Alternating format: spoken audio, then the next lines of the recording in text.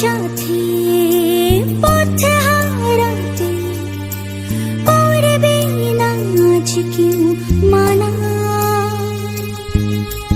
তুমি আছো সাথে আমার, হোক না সে পথ জানা।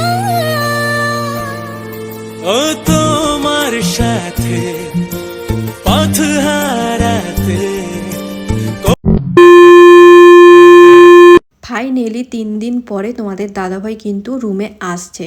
সত্যি 3 দিন না, আমার কাছে মনে হচ্ছে 3 বছর পর মানুষটাকে আমি দেখব। আর এতটা পরিমাণে সকাল থেকে খুশি না, তোমাদের বলে বোঝাতে পারবো না। তাছাড়া আমার মুখে হাসি দেখে তোমরা তো বুঝতেই পারছো আমি কিন্তু প্রচুর পরিমাণে খুশি। আর আজকের ভিডিওটা কিন্তু সম্পূর্ণ অন্য একটা জায়গা থেকে শুরু করলাম। এখন কিন্তু সকালবেলাতে সমস্ত কিছু কাজবাজ কমপ্লিট করে খাওয়া দাওয়া করে প্রায় 11টা কি 10-15 হবে, ঠিক আমার মনে নেই। তখন কিন্তু একজন দিদির সঙ্গে চলে এসেছিলাম অন্য একটা দিদির কোয়ার্টারে। আর যে দিদিটার কোয়ার্টারে এসেছিলাম ওই দিদিটা কিন্তু পার্লারে টুকটাক কাজকর্ম যা যা হয়, যেমন আইব্রু করা, ফেসিয়াল করা, হেয়ার কাট করা, সমস্ত কিছু করে।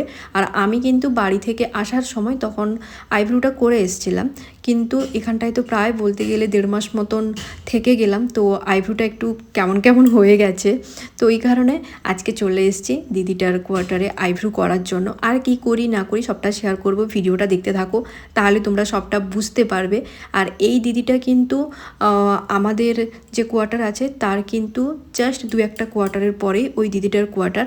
আর এই দিদিটার সঙ্গে পরিচয় বলতে হঠাৎ করে একদিন পার্কে গেছিলাম, তো দিদিটার সঙ্গে পরিচয় হয়। কথা বলতে বলতে দিদিটা বলে যে পার্লারে কাজবাজ করে, যদি পার্লারে কোনো কিছু মানে কাজবাজ করাতে চাই, যেমন ধরো আইব্রু করা, ফেসিয়াল করা, হেয়ার কাটিং, তো ওর কাছে যেতে বলেছিল। তো যাবো বলে আর টাইমই হচ্ছিল না, আর যাওয়া হচ্ছিল না। তো ফাইনালি আজকে সময় পেয়েছি, ওই কারণেই কিন্তু চলে এসেছি কেরালার একজন দিদিকে সঙ্গে নিয়ে এই দিদিভাইটার কোয়ার্টারে। তো এখন এই যে আইব্রুটা করছি। বাড়ির সাইডে যখন কোনো পার্লারে যেতাম আইব্রু করাতাম বা অন্য কোথাও আইব্রু করাতাম, তখন কিন্তু প্রচুর পরিমাণে আমার চোখ দিয়ে জল বেরাতো, মাঝে মধ্যে কিন্তু আইব্রুর সাইডে কাট হয়ে যেত। কিন্তু এই দিদিটা এত সুন্দরভাবে আইব্রু করে দিয়েছে কি আর বলবো, একটুও চোখ দিয়ে জল বেরায়নি, একটুও আমার ব্যথা লাগেনি বা কোনো জায়গায় কিন্তু কাটও হয়নি। তো চলো তোমরা দেখে নাও আইব্রু করার পরে আমাকে কেমন লাগছে। তো ফার্স্ট টাইম আমি ফেসিয়াল করাচ্ছি, আইব্রু করা হয়ে গেছে। তো দিদি বললো যে তুমি ফেসিয়াল করো, ভালো লাগবে, তো ওই কারণে ফার্স্ট টাইম করছি। বাংলা কথা এরা কেউই বুঝতে পারছে না, জাস্ট তাকিয়ে আছে ওই কারণে। এই দিদিটা কেরালার। আর दीदी दीदी आप कहाँ से हो? आप मेरठ, यूपी मेरठ। अच्छा, यूपी से ही। तो चलो अभी फेशियल करा लेते हैं हम।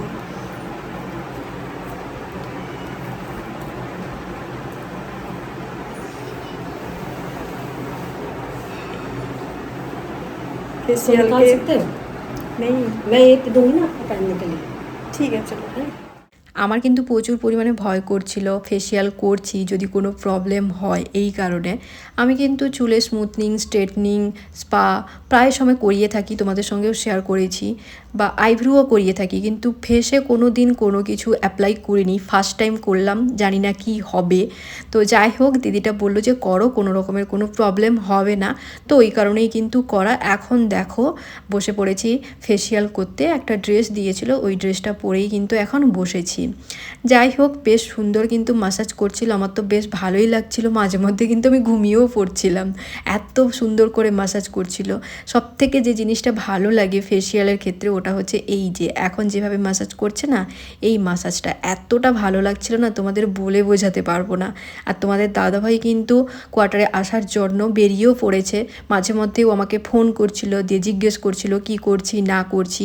আর আমি যখন ওকে বলি না যে আমি আইব্রু করাতে এসছি বা ফেসিয়াল করাচ্ছি, তখন কিন্তু প্রচুর পরিমাণে খুশি হয়ে গেছিলো। আর আমাকে বলছিল যে তুমি সত্যি ফেসিয়াল করাচ্ছ নাকি, আমাকে ফটো তুলে দাও। তোমাদের দাদাভাই কিন্তু যখন আমাকে পার্লারে নিয়ে যেত হেয়ার ট্রিটমেন্ট করানোর জন্য, তখন কিন্তু বারবার বলতো যে ফেসিয়াল করাও, ভালো লাগবে তোমাকে, কিন্তু আমি করাতাম না ভয়ে, যদি মুখে কিছু বেরায়, এই কারণে।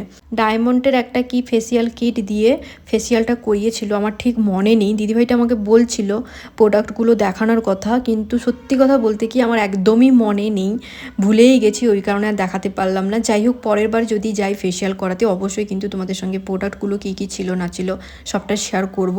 এখন দেখো কী সব মাখিয়ে দিয়েছে, আর দিয়ে গেছিলো একটা জুস, সেটাই কিন্তু এখন এই যে আমি খাচ্ছি। আর সাইডে যে দিদিটা ছিল ওই দিদিটাও কিন্তু এখন খাচ্ছে, তার ছেলেকেও একটুখানি খাইয়ে দিচ্ছে।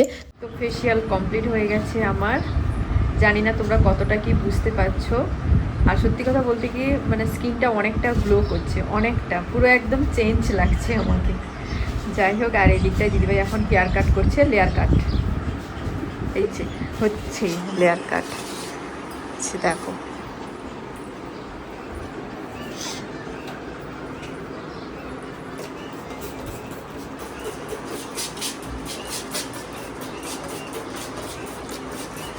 इधर से लेयर कट करोगे?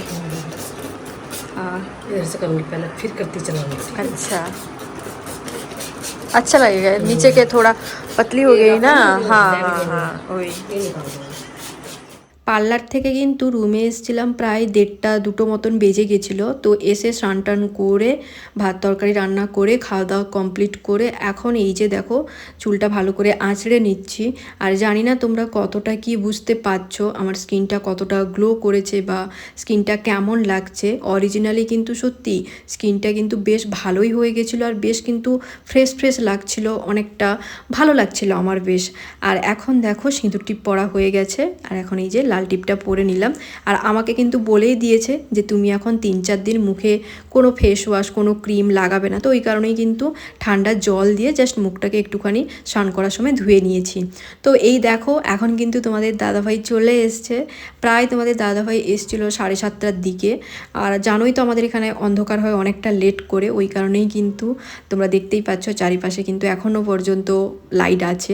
আর তোমাদের দাদাভাই আসার সঙ্গে সঙ্গেই আমাকে বলছিল যে দেখো তোমার জন্য কি নিয়ে এসেছি। তো কি নিয়ে এসছে না নিয়ে এসছে ওগুলোই কিন্তু আমি এক এক করে দেখছিলাম। আর সত্যি তোমাদের দাদাভাইকে দেখে আমি তো প্রচুর পরিমাণে খুশি হয়ে গেছিলাম।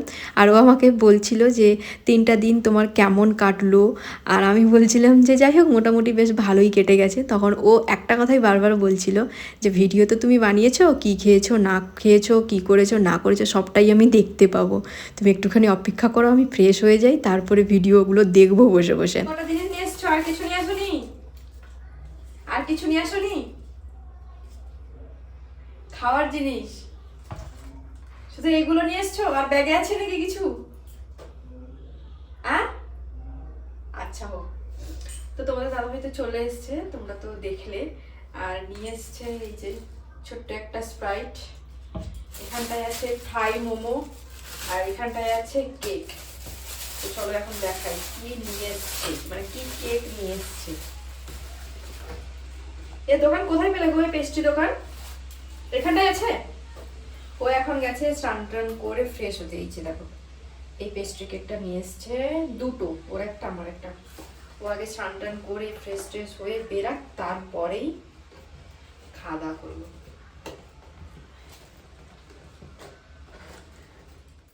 এখন মোমো বের করাই খেতে দিব। ওর ওইখানটায় স্নান হয়ে গেছে কমপ্লিট। কি বাবা, অলরেডি আমি কিন্তু কয়েকটা মোমো খেয়েছি, ঠিক আছে। তোমাদের দাদাভাই মনে হয় 2 প্লেট বা 3 প্লেট মতো মোমো নিয়ে এসেছিল। ভালো লাগছে কিন্তু এখানকার মোমোগুলো খেতে। যাই হোক, এই যে এটা হচ্ছে মোমোর চাটনি। এই যে এটা খুব একটা বেশি মানে লঙ্কা নয়, বেশ ভালো, টক টক মিষ্টি মিষ্টি ঝাল ঝাল, ভালো লাগছে বেশ খেতে এটা। এই যে মোমো আর চাটনি, এখানটায় আছে কেক, কোল্ড ড্রিঙ্কস, সব এখনই খাওয়া হবে। ও পেস্ট্রিও এখানটায় গাড়ি এসছে জানো।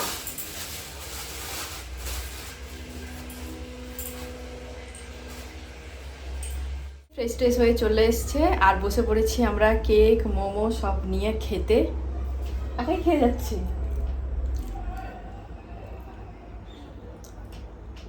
তো চলো এখন খাওয়া দাওয়াটা করে নিই, পরে তখন কথা হবে, তাই তো। মোমোটা কিন্তু বেশ ভালো।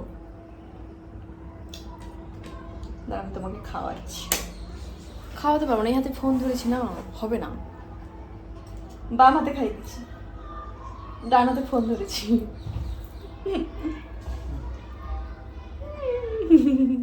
আজকের এই ভিডিওতে আমি তোমাদের সঙ্গে শেয়ার করতে পারলাম না তোমাদের দাদাভাইকে যে জিনিসটা আমি দিব বলে নিয়ে এসেছি, ওই জিনিসটা হাতে পাওয়ার পরে ওর কী রিয়াকশান ছিল পরের ভিডিওতে তোমাদের সঙ্গে শেয়ার করব।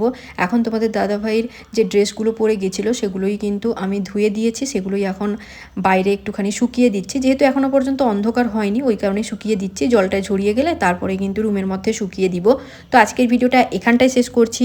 যদি ভিডিওটা তোমাদের সবার ভালো লাগে অবশ্যই কিন্তু লাইক, কমেন্ট, শেয়ার এবং সাবস্ক্রাইব করে দিও। ফেসবুক থেকে দেখে থাকলে অবশ্যই কিন্তু পেজটাকে ফলো করে দিও। চলো সবাইকে টাটা, নেক্সট দেখা হচ্ছে আবার নতুন কোনো একটা ব্লগে। টাটা সবাইকে।